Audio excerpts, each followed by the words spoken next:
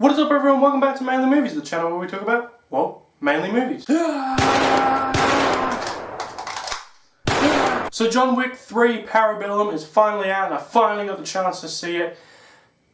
Yes. So John Wick Chapter 3 is directed by Chad Stahelski once again and stars Keanu Reeves playing the man, the myth, the legend, John Wick. It also stars Laurence, Fishburne, Ian McShane, and this time around Halle. So the plot of this movie continues straight off after John Wick Chapter 2, where John Wick is declared excommunicado and has a $14 million bounty on his head. Every assassin in New York City is basically after it. And my god, is this a masterpiece of action. I know Collateral is my favorite action movie of all time, but this is up there. This beats the second movie with its action. It is unbelievable. Once again, the stunt choreography and all the fight scenes and all that kind of choreography is it just looks amazing, and it's almost like a musical rhythm. The opening of this movie has one of the coolest fight scenes, as well as another one later on in the film, which I'll get to in a bit. No spoilers, by the way. But let's start off with the positives. The action, obviously. Also, the plot in this movie is very simple. It kind of goes back to the first movie, whereas the second movie kind of extended the plot and made it kind of a bit too complicated for what it actually was. This movie has a very simple plot,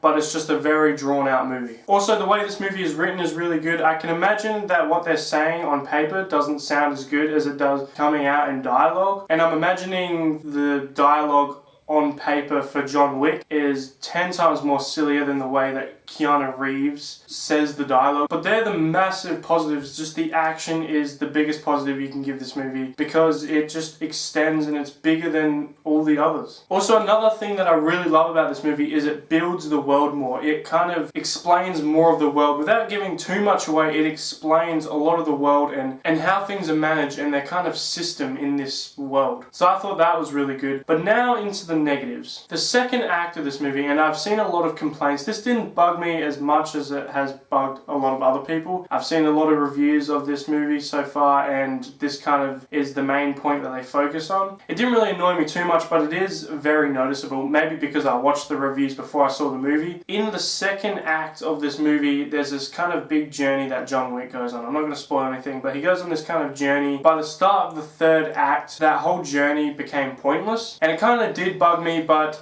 I remembered that I'm watching a John Wick movie, so it didn't really bug me that much. It is very noticeable. Speaking of noticeable, we got to talk about the CGI. That's my next complaint about this movie, is because they obviously had a bigger budget and they had to do something bigger with the story, that they had to use a bit of CGI for some of the scenes. I'm not going to spoil what they are. This is completely spoiler free, but there is a few times where the green screen and the computer generated imagery in this movie seems very noticeable. The reason why it's so noticeable is because this movie is made for its practical choreography, fight scenes and the gunplay and all that, and that feels the more realistic part of this movie. And when something is computer generated in this film, it's very noticeable. But those two complaints didn't really take me out of the movie as much, and I still really love this movie. It is still up there with one of the greatest action movies, and a lot of the stunt work, I don't know how they pulled off, but it is unbelievable. I do highly recommend John Wick Chapter 3, Parabellum. It is a good time. You are going to enjoy it. If you're a fan of the franchise, you're definitely going to enjoy it. It's non-stop action for 2 hours and 10 minutes or something. Keanu Reeves kicking ass, and that is why I'm going to give this movie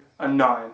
So guys, more videos will be coming. Like I said, the X-Men videos will be coming, the prequels leading up to Dark Phoenix, as well as a new monthly segment that I'm going to be doing by myself, which is called Have You Seen It?, which I review unappreciated and underrated films. So I'm looking forward to that. I know I said, and I did this months ago, probably 3 or 4 months ago now, that I said that, is it really that bad? The segment I was going to do monthly didn't end up happening. I still want to do that, but I'm still working that out. Because the whole thing about that is I'm communicating with someone else and we're having a conversation about a bad movie, and it's not as enjoyable if it's just me by myself. But anyway guys, thank you for watching the video. If you did enjoy the video, please leave a like and subscribe, and I hope to see you guys in the next video. Thank you guys for watching, and I'll see you guys next time.